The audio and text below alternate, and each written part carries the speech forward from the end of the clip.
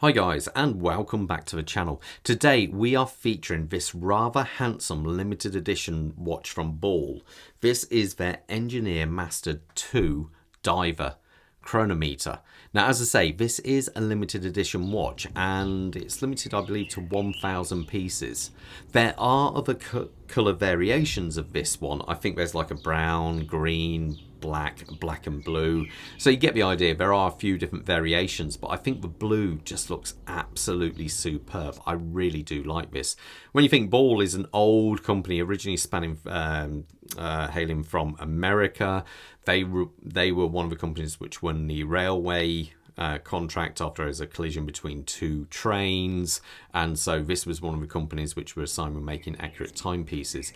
And a little side note, the phrase "get on the ball" has got nothing to do, if in the UK, with football or soccer to everyone else. It's actually to do with the timekeeping. Come on, get on the ball, get your watch set right, you know, that kind of thing. But anyway, before I start into review proper, I've got to say a massive thank you to the team at First Class Watches of Kenilworth.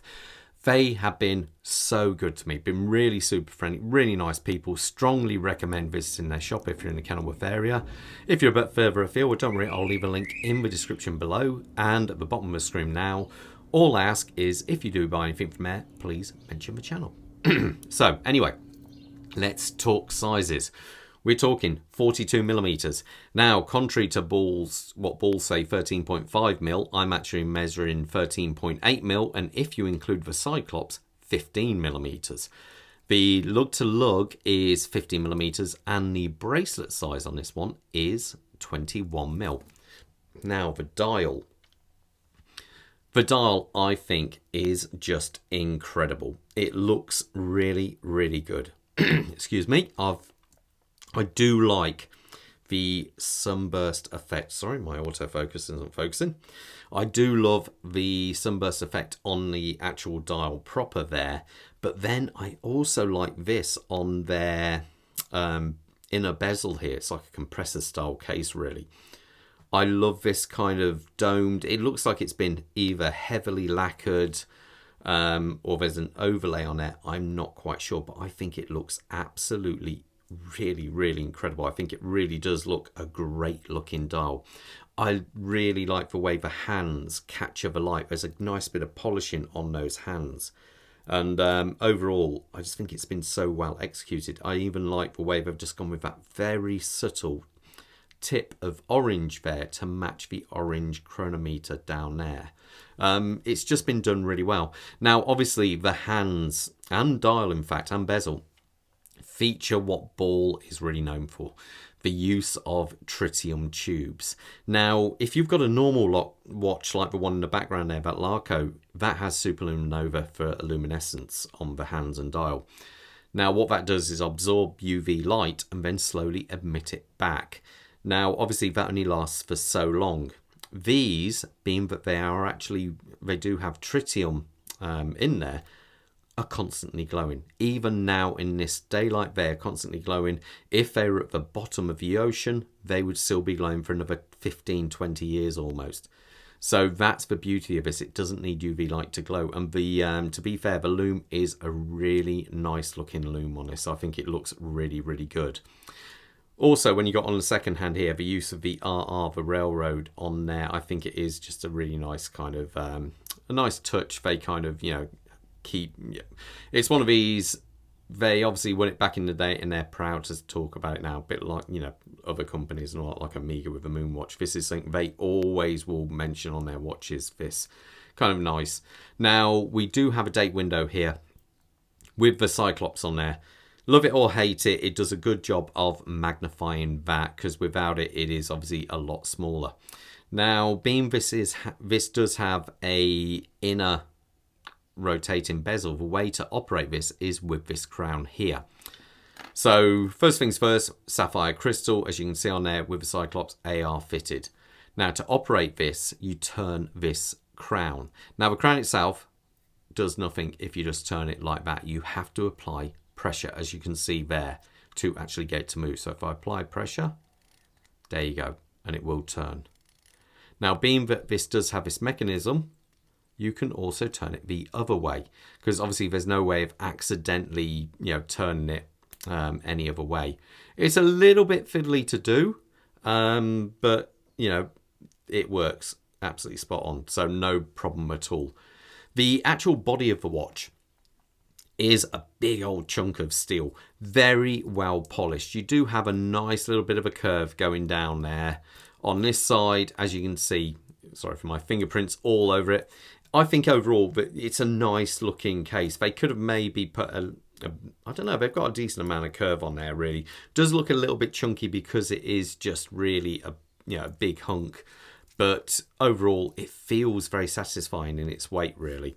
The crown itself is a screw down crown, because after all, this has got 300 meters of water resistance to it and pops out nicely there, and that goes into wind there.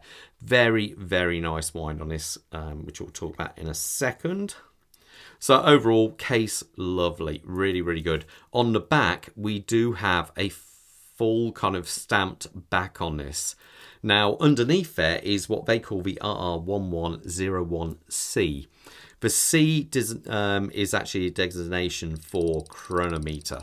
So when I put this on the time grapher, it was pulling, I think it was +1 second. What this movement really is an ETA 2892. And the 2892 has got a very really buttery smooth kind of wind to it. It is really, really good. Now, they actually say it's got 42 hours of power. Which is a bit strange, because normally 2892 I would expect to see 56, but 42 it is. Joules depend on which complications you go for. On this one I believe it will be 21, but it can go as high as 25, but that's only because if there's other complications. Now, it's also got a magnetic shield on the back of there across the movement, so that helps improves its anti-magnetic rating to, I think it's 1 Gauss.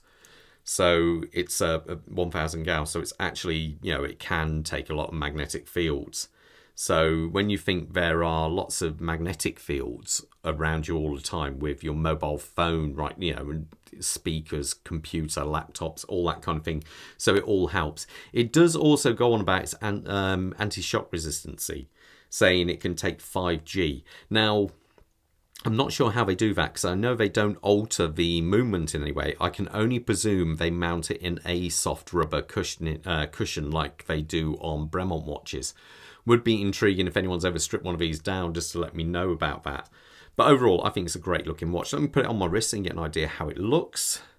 Quick wrist check. I'm wearing the Vario, I could almost say they're reverso, because it is a flick round watch. Bob obviously has on the Larco there. I'm a big fan of Larco. I think they just make some nice watches. My wrist size is, was it 7¼ inch? Oh, actually, sorry. Before I talk about this, the bracelet. Now, the bracelet has got half links on there. I should have pointed this out, and it is screwed. The only downside, and I do think this is a downside, being a dive watch, they've got a butterfly clasp on the back. Now, that I am intrigued. I always think if you've got a dive watch, you would have a fold-over clasp with a safety lock on there. So, little bit, kind of myth why they've done that. But a few companies do it anyway. So anyway, back to that. My wrist size, 7¼ inches, which is about 18.5 centimeters, I believe it is. And that's it on my wrist. It's, I think it's a lovely watch. Proportion-wise, being that it's 42mm, but with a 50mm lug to lug, it is quite a big watch, really. Normally, you see sort of like 50mm lug to lugs on what tend to be 44mm watches. So yeah, they have got quite long lugs on this one. But overall, I think it looks really, really cracking on the wrist. So anyway, guys, I'm going to leave you to it at that. But most importantly, stay safe up there. Take care. Bye.